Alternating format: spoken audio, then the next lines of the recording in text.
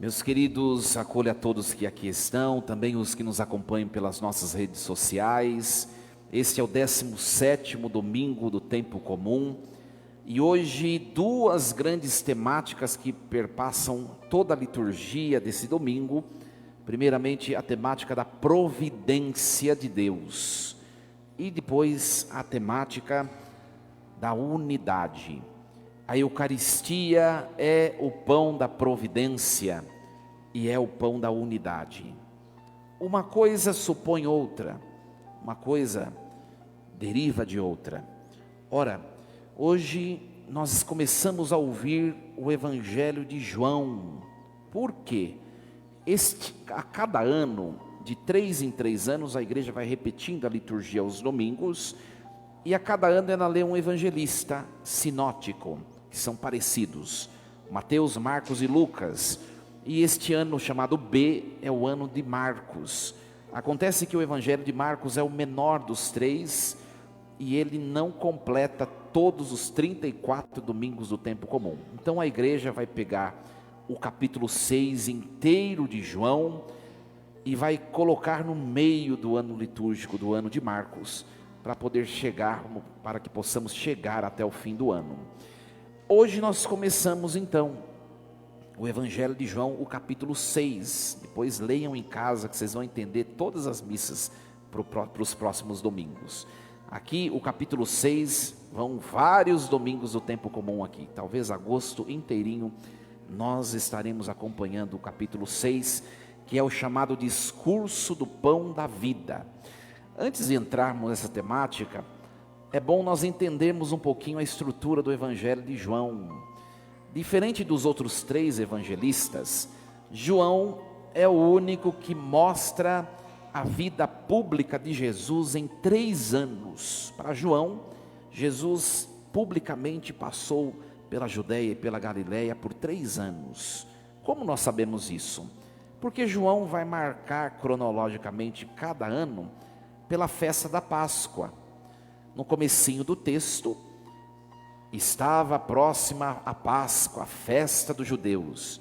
João vai descrever aquele episódio que Jesus entra no templo, lembra, com o chicote, expulsa os vendilhões. É o primeiro ano missionário de Jesus. O segundo ano é hoje, né? O texto disse: estava próxima a Páscoa, a festa dos judeus, pela segunda vez. Ou seja, era o ano seguinte, né? No primeiro ano, o chicote na mão. Hoje acontece todo esse relato que nós acompanhamos. E no terceiro ano, vai dizer o evangelista de novo: estava próxima a Páscoa, a festa dos judeus. O que vai acontecer no terceiro ano? A crucifixão, a paixão, a crucifixão e morte de Jesus. Então nós estamos no segundo ano, tá? Lembrando que ano que vem é que Jesus, antes de morrer, vai celebrar a última ceia. João, ele não fala da Eucaristia na última ceia. Pode ler na sua Bíblia o capítulo 14, 15 e 16 de João, que é o relato da última ceia. Ele não fala da Eucaristia. Só os outros 3 evangelistas que vão descrever: ele tomou o pão, deu graças, o partiu. Em João nós vamos ver somente o lava-pés e o discurso, a oração sacerdotal de Jesus. João vai falar na Eucaristia agora, no capítulo 6, um ano antes de Jesus instituir a Eucaristia. É agora que ele vai falar da Eucaristia. É muito, muito bonita a teologia de João, né? Por quê? O sentido é o quê? Compreender a Eucaristia como uma grande preparação ao mistério do sofrimento. Se você que é comungante, que é firme na caminhada da igreja, no momento de sofrimento você fracassa, é porque você não é uma pessoa eucarística. Esse é o sentido do Evangelho de João, né? Começa lá no primeiro ano do templo. Jesus limpa o templo. Para quê? Para que no segundo ano a Eucaristia seja proclamada, e no terceiro ela seja celebrada e realizada. É uma preparação o Evangelho de João, é uma grande preparação.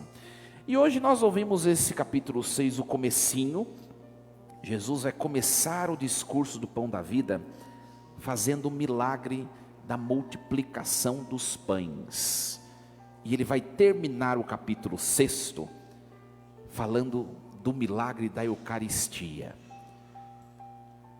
É bom entendermos uma coisa. Vocês podem escutar um monte de homilia hoje que vai falar da partilha. Não é o tema desse domingo. Jesus não partilhou o pão, ele multiplicou o pão. Foi milagre. Alguns teólogos parece que têm medo de dizer que Jesus é cheio de poder. Ele não partilhou. Aliás, quem conseguiria partilhar 5 pães para 5.000 homens, sem contar as mulheres e as crianças? Ninguém conseguiria se não tivesse a intervenção de Deus. Por isso que o tema de hoje não é partilha, é providência, é ação sobrenatural, é ação de Deus. O texto de João, diferente dos outros evangelistas, porque esse milagre também está nos outros evangelhos, o texto de João diz que Jesus entregou os pães para as pessoas. Ou seja, ninguém partilhou nada, foi milagre de Deus. Aqui foi Deus quem fez. E na nossa vida vai ter coisas que vai depender da partilha. A Bíblia vai falar da partilha lá nos Atos dos Apóstolos, que vai falar da igreja primitiva.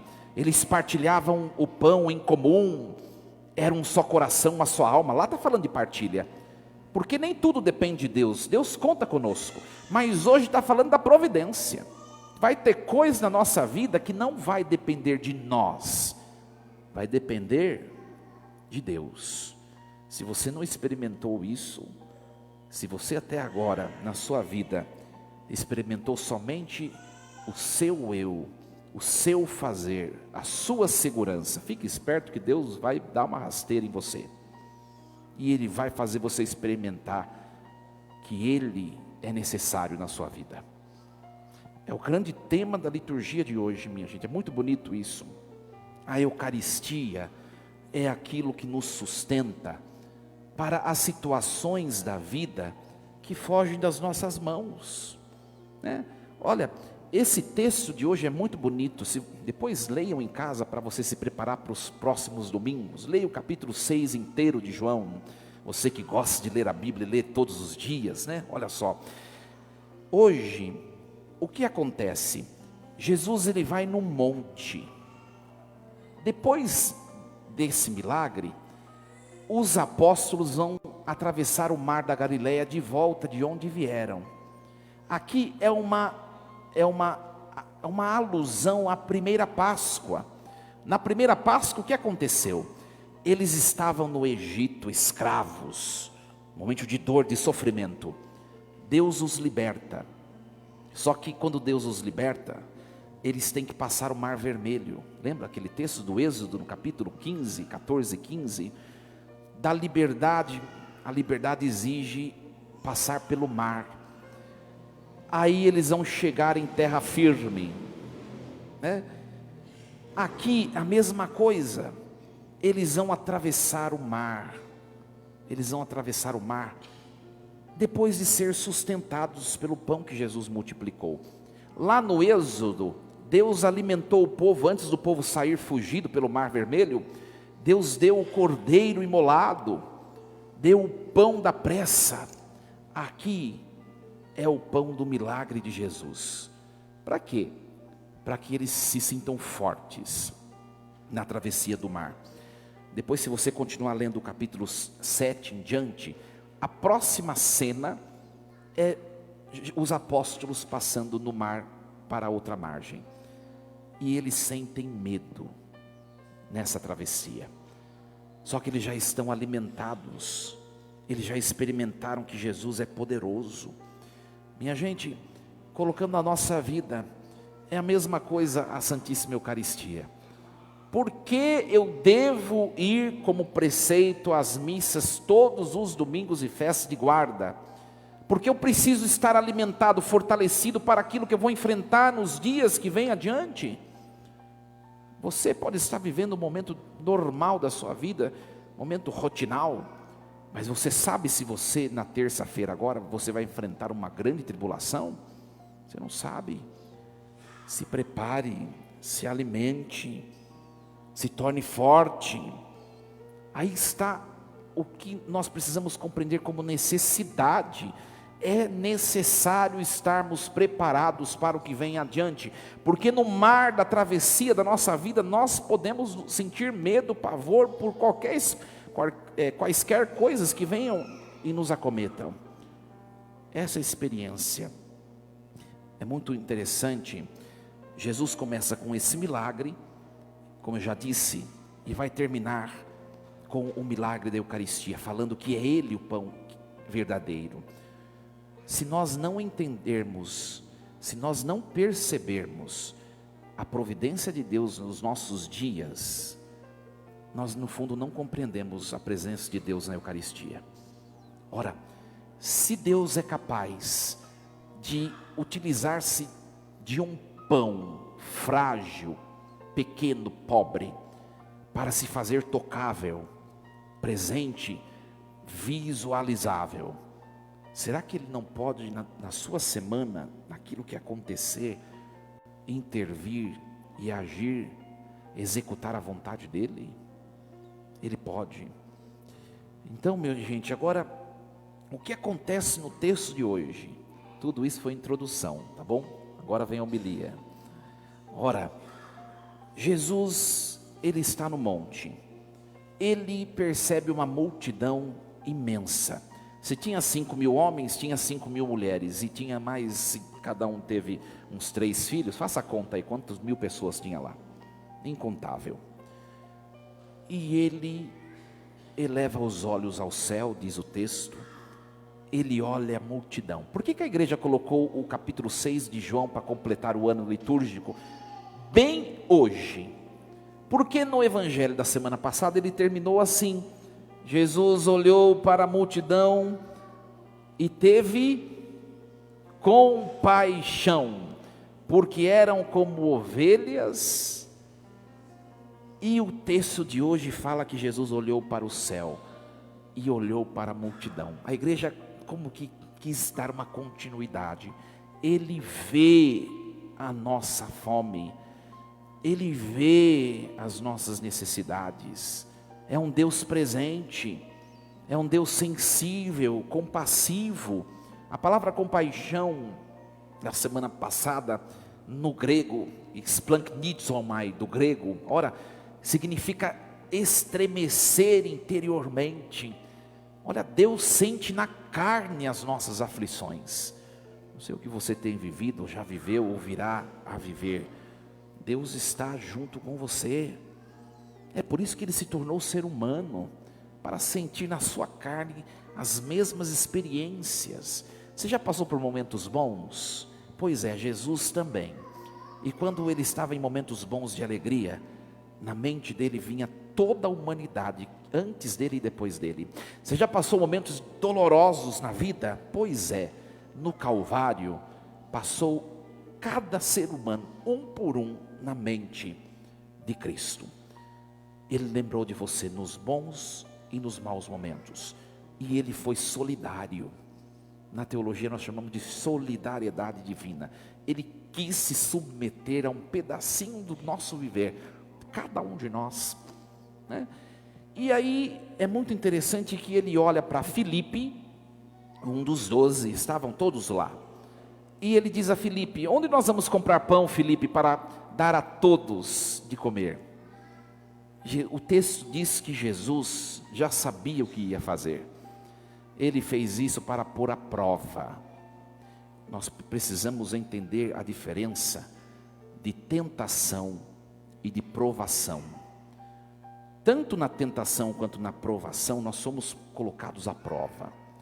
Só que a tentação vem do diabo, porque ele nos põe à prova para nos afastar de Deus. A provação, ela é permitida por Deus para nos tornar mais fortes. Pode olhar na sua vida. Aliás, quanto mais cabelo branco tem, mais memórias passadas você tem. Quantas coisas você já passou?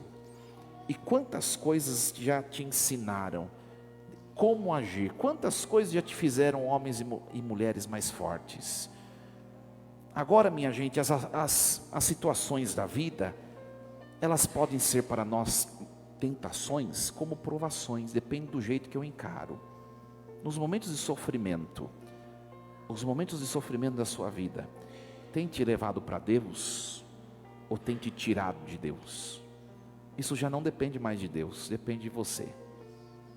Encare as situações de fome da vida, ou seja, as situações difíceis, do medo, a angústia, o cansaço, como uma grande oportunidade de se santificar mais. É esse o verdadeiro sentido dessa fome de que fala o texto de hoje. E aí Jesus diz a Filipe: onde vamos comprar pão? E Filipe diz: nem 200 moedas de prata seriam suficientes para darmos um pedaço a cada um. Você sabe o que é 200 moedas de prata no tempo bíblico? Cada moeda de prata era o salário de um dia de trabalho. Filipe está falando assim porque ele olhou, eu imagino quanta gente tinha lá. Ele olhou aquela multidão e ele deve ter feito um cálculo, Uma moeda de prata, um dia de trabalho, então são 200 dias de trabalho. Quantos são 200 dias de trabalho? 6,666, uma dízima periódica, ou seja, quase 7 meses de salário. Põe na sua cabeça 7 meses de salário, quanto que dá? Quantos milhões dá? Ixi, padre, ferrou, hein? Felipe falou que precisaria de tudo isso para poder dar um pedaço de pão a cada um ali. Ou seja, impossibilidade humana. Impossibilidade. E aí vem André. Filipe aqui me parece ser o retrato da incredulidade. Não vai dar certo, já tentei de tudo, não tem jeito, cansei, vou abrir mão. Já viram essa cena? Já, porque às vezes a gente faz isso. Talvez para você não dê certo, mas existe alguém para quem nada dá errado, e é Deus. Aí vem André, tentar corrigir e pisou na meleca de novo. Olha, está aqui um menino com 5 pães de cevada e 2 peixes. Mas o que é isso para tanta gente? André deu uma melhoradinha, sabe por quê? Porque ele foi capaz de olhar o pouco que ele tinha. Isso para Deus é muito engrandecedor em nós. Mesmo que seja miséria, que seja insuficiente, mas Deus usou daquilo para começar a fazer um milagre.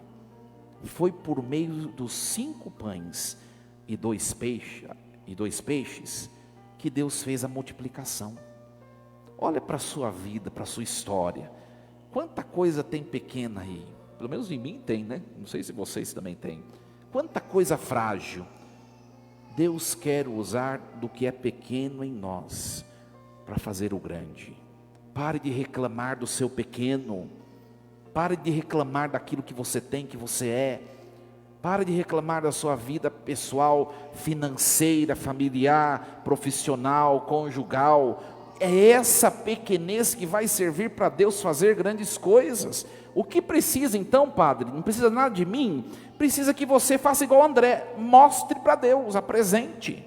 É o mínimo que é o necessário. Porque o milagre é Ele quem faz. E aqui os 5 pães e 2 peixes é teologicamente o retrato do quê? Dos sacramentos da igreja. Dos sacramentos da igreja. Coisa tão pobre. Pensa bem, minha gente. Deus se faz presente na terra por meio de pão. Podia fazer esse presente por meio de ouro, de prata, de pérolas, de pão. Pensa bem, Deus cura a alma por meio das mãos de um homem frágil. Deus cura a alma por meio das mãos de um óleo de oliveira tão insignificante. Deus cura a alma. Pensa bem nos sacramentos da igreja, tinha tanta coisa melhor para Deus escolher, por meio da qual Ele interviria no mundo. Escolheu coisas. E agora pense em nós. tenha tanta gente mais digna, tanta gente melhor do que nós para estarmos aqui diante do Eterno. E Deus foi chamar justo a mim e a você. Dá uma olhadinha do lado. Olha só, começando pelo padre. Que porcaria. Deus gosta do que é pequeno. E é por meio do pequeno que Ele vai fazer grandes coisas. Comece pequeno. Sonhe grande. Porque Deus não nos fez para sonhar pequeno. Sonhe grande, almeje grande, deseja algo grande. Mas olhe o pequeno, os peixinhos e os pãezinhos que você tem, e apresente para Deus, porque é por Ele que vai começar a coisa a se modificar na sua vida. Pare de olhar o peixe grande da vizinha, que pode ser que esteja estragado. Olhe o seu peixinho pequeno, o seu pãozinho, sabe aquele pãozinho, né? Às vezes fazem lanchinho com carne moída, com pãozinho, uma miséria, né? Pare de olhar o pãozão do outro, que pode estar duro, pesado. É o seu, é a sua família, é o seu trabalho, é o seu dinheiro. E comece a perceber que Deus vai fazer grandes coisas a partir do que é seu. Jesus toma os pães, dá graças. Aqui já é uma menção ao que Ele vai realizar no ano que vem, na Eucaristia, na ceia última. E Ele distribui aos que estavam sentados, tanto quanto queriam. É Deus quem vai fazer. Por isso que não é o tema da partilha, porque não depende daquela multidão. É Ele quem deu o quanto queriam. Olha que liturgia fantástica. Aí vem a primeira leitura de hoje, que é tipologicamente, uma figura, uma imagem do que seria essa multiplicação dos pães. O livro dos reis, segundo o livro dos reis, Eliseu experimentou a mesma coisa. Veio um tal homem de Baal-Salisa e trouxe 20 pães. Só que tinha 100 pessoas para Eliseu dar os pães. E Eliseu disse a esse homem, não se fala o nome desse homem, não sabemos. Sabe por que não fala o nome? Sabe por que não fala o nome? Porque sou eu e é você. Eliseu disse a esse homem: dá ao povo para que coma. E o homem disse: bem eu e bem você, né? Como que nós vamos distribuir tão pouco para 100 pessoas? Qual a resposta de Eliseu? Dá ao povo para que coma, ponto. Aí o texto vai dizer o que Eliseu pensou. Porque Deus disse: eles comerão e ainda sobrará. E de fato, deu ao povo para que comesse, ponto. E sobrou. É ter autoridade. Padre, mas eu vou me arriscar tanto. Dá ao povo para que coma, ponto. Se não der certo, volte e faça de novo, porque é promessa de Deus. Dá ao povo para que coma. Então, é a grande temática da providência de Deus, minha gente. E hoje nós ouvimos na segunda leitura, a pessoa que de fato está debaixo da mão poderosa de Deus, é uma pessoa que congrega a unidade, que é o segundo grande tema da liturgia de hoje. Paulo é o homem que confiava em Deus, o homem que confiava na providência de Deus. Ele escreve esse texto quando ele estava preso, pronto para ser... E ele escreve: eu, prisioneiro no Senhor, vos exorto a caminhardes de acordo com a vocação a que recebestes. Qual é a vocação? 2 pontos: de ser humilde e de ser manso. Humilde para aceitar a sua vida, a sua história, o que você está vivendo hoje, e enfrentar com confiança.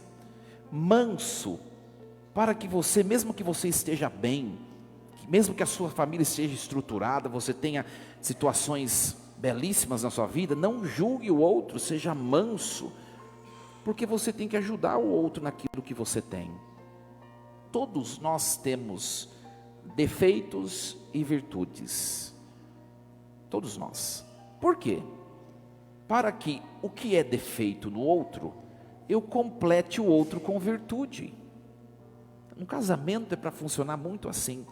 Quando começa no casamento a dar, é porque está brigando defeito com defeito e virtude com virtude. Nós temos que aprender a completar o que carece no outro. Mas o outro também tem algo a oferecer que eu não tenho em mim. E São Paulo está falando isso. Isso também é providência de Deus. Se alguém na sua vida surge, é porque ele tem alguma coisa a oferecer. Por mais chato que seja, ele foi colocado por Deus para a sua santificação, a sua edificação. Por isso Paulo vai falar: olha, minha gente, mesmo aquilo que é insuportável, sabe aquela pessoa chata, estava tudo tão bom lá no trabalho e surge aquela peste. Pois é providência também, porque nós temos que olhar que nem tudo que parece ruim é de fato ruim, porque quem conhece tudo, a totalidade das coisas é Deus. Ele sabe o que Ele põe no nosso caminho. Talvez uma pessoa que seja intragável esteja na sua vida como pela providência, porque Deus não providencia só pão, dinheiro, não. Ele providencia santificação, para que você desperte, para que desperte em você alguma virtude que você não tinha. Por exemplo, a paciência. Aí, padre, eu era uma pessoa tão paciente, aí surgiu minha sogra e eu fiquei impaciente.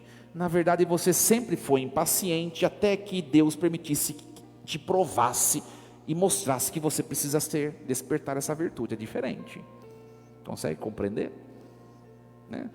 Ora, aí, padre, eu era um homem, uma mulher de tanta fé, aí eu peguei uma doença degenerativa e eu perdi a fé. Não, na verdade você nunca teve fé, mas precisou Deus te provar para você perceber. Olha a diferença. E aí Paulo vai falar: suportai-vos uns aos outros com paciência e no amor. A paciência é para não querer que desça a goela abaixo ao outro o que você quer. O outro não vai ser o que você quer. Tira o cavalinho da chuva. E amor, o amor ele aproxima. Não adianta você fugir daquilo. Se Deus colocou uma coisa para te santificar e você foge, Deus vai colocar outra do outro lado. Pode ter certeza. Pode ter certeza. E aí ele fala assim: meus irmãos, há um só corpo, um só espírito, uma só esperança, uma só fé, um só batismo, um só Deus. Deus habita na unidade, isso é providência. Ontem eu falei na minha homilia na Comunidade Santana. Quantas igrejas você conhece? Não dá nem para contar, né? É o maior contra-testemunho do cristianismo. O maior. Esse texto aqui devia ser rasgado e escondido, porque é o maior contra-testemunho. Deus fundou um único corpo, que é a igreja, um único batismo, para que nós também, pela providência, sejamos uno. Então aprendamos de Deus hoje. Ele providencia o pão material, Ele está à frente das nossas vidas, conduz nossa história naquilo que é nossa necessidade, mas Ele providencia também o que precisa para a nossa santificação. Seja uma pessoa, seja uma doença, seja algum acontecimento, que nós enxerguemos a vida com um olhar de sabedoria e percebamos que Deus está ali, sempre, sempre. Assim seja. Amém. Um instante de silêncio. Palavra forte de hoje. Coloquemos a nossa vida, nós que murmuramos, reclamamos, desanimamos, somos impacientes, intolerantes. Pensemos na liturgia de hoje.